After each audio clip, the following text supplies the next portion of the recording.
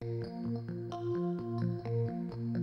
first day of school, my teacher said, "Why don't you draw a picture for your parents?" So I drew a picture of an alligator and I named him Terrence. When I gave that picture to my mom, she said, "I love pink alligators." Then she bought some magnets and she put my picture on the refrigerator.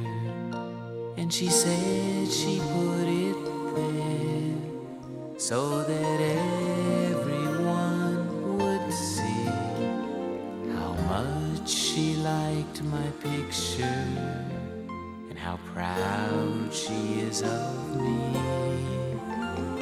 Now when the teacher asks me why a drawing takes so long, I say, 'cause it's a refrigerator picture for my mom. Refrigerator picture for my mom.